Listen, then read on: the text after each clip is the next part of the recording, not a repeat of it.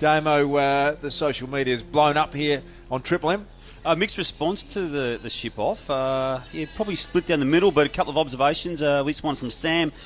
BT wandering into the Chiefs' territory. Didn't he learn anything from that 4-year-old? Ship off BT, the hashtag has been added. Trav Coots, it's obvious Chief is grieving. His silverback mate got his head blown off. Ship off, Chief, silverback. And not on the podium if you're strongest ship off, Chief. That's from Sport and Leisure. Perhaps the family tragedy at the zoo's taken its toll. So. Geez, they're obsessed with Big Harambe, aren't they? There's a common theme there, Chief, for you. That's really amusing the pack tonight. Yeah, pack and ship off. We've shipped that off a number of times. The Kardashian referencing has also received a lot of feedback, Chief, and not favourably, even though you did bag them in the end. But sounds like you've been reading they feel Triple M's a Kardashian-free zone. Hey, Damo, before... our man James Brayshaw left us very early tonight, the chairman, and we're going to try and get up there with the two-man shortly. But it was pretty poor, you'd have to say, at the top of our show. Refused to talk about Todd Goldstein.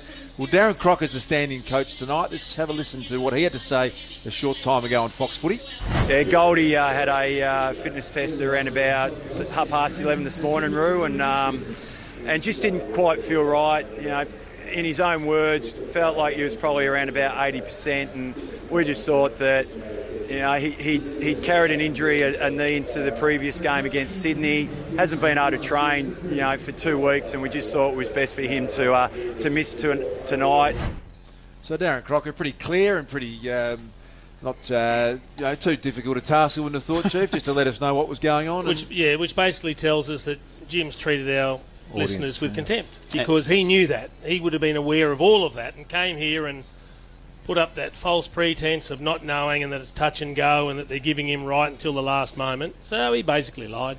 And Chief, there's a bit of disturbing news emerged today too. He's treating the Triple M family and the Triple M on-air people too with a bit of contempt too. Got carried away, hasn't he? Not returning from Tasmania to get back to Melbourne like most of us tomorrow for the Saturday rub. He will be part of the Saturday rub, but he's staying in Hobart. We'll be doing... I don't know. I think he's doing a bit of a museum tour down here. Is that what he's doing? Are you serious? That's my mail. When I looked at who's staying at the hotel, he's not with us there either. And the other thing on that, BT, that's a really good pickup. He hasn't stayed with neither the Triple M people or, even more significantly in Jim's life, the North Melbourne Footy Club. He stays at the highest priced hotel in Hobart. So he's put himself above every group. Yep. Yeah, it's interesting. And tomorrow we'll be on the rub, which is crucial to it because we need him, but won't be there in person, Das, which I think is going to be an issue. And I think Spud, for all he has already managed to get his awareness around that, he might be dealing with it. He may not be far off needing a little bit of leading team sort of cross-examination, I think, yeah. Definitely I'd like in on that. I think he's got a fair bit of tool about him at the moment. There'd be a long queue to get a seat on that bench. I think you might need to clear the decks on the Saturday rub for an hour. I've also noticed with him, it used to be strictly, chairman type stuff, and it used to be, a little bit of politics, but he stayed away from the field of play and stayed away from saying who should play where. He's all of a sudden last week, he was, why wasn't Wood in, and this guy should have been out. And that he's become the world's best. Brain on football surgery when it comes to the team as well, which is really strange because he shouldn't go near that area. And in the last 5 years, I've noticed since I came back from hell that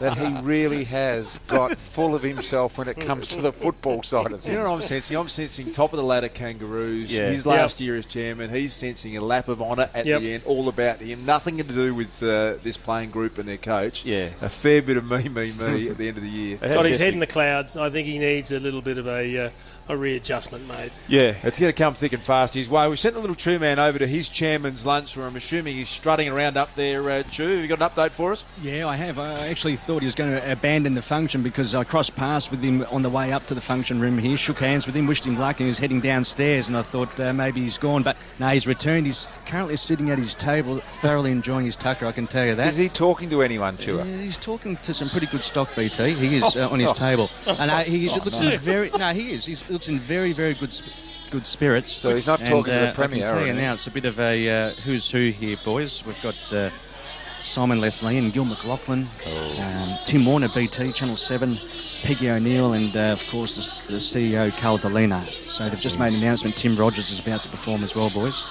He's right in with all that sort of flog group.